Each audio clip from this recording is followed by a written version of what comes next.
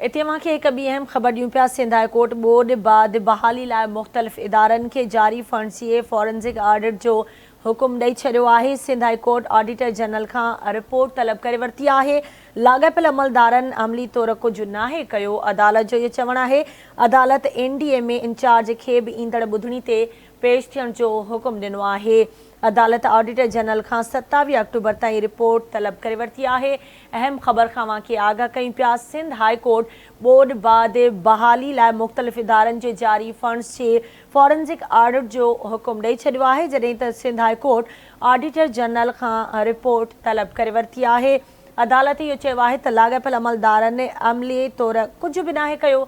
अदालत NDA में in charge खे बि ईंदड़ ॿुधणीअ ते पेश थियण जो हुकुम ॾिनो आहे, जॾहिं त अदालत ऑडिटर जनरल खां 27 अक्टूबर ताईं रिपोर्ट तलब करे वरिती आहे।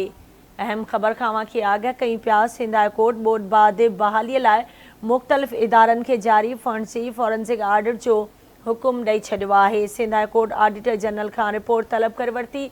लाॻापियल अमलदारनि अमली तौर कुझु नाहे कयो। अदालत जो इहो चवणु आहे, जॾहिं त अदालत NDA में इंचार्ज खे बि ईंदड़ ॿुधणी ते पेश थियण जो हुकुम ॾिनो आहे। अदालत ऑडिटर जनरल खां 27 अक्टूबर ताईं रिपोर्ट तलब करे वरिती आहे।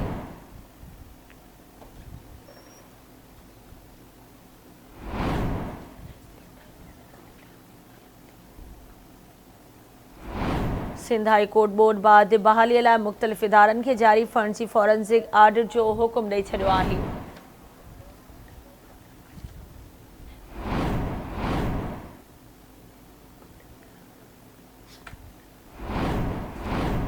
सिंध हाई कोर्ट बोर्ड बाद बहालीअ लाइ मुख़्तलिफ़ इदारनि खे जारी फंड्स जी फॉरेंसिक ऑडिट जो हुकुम ॾेई छॾियो आहे। Sindh high court auditor general खां रिपोर्ट तलब करे वरिती।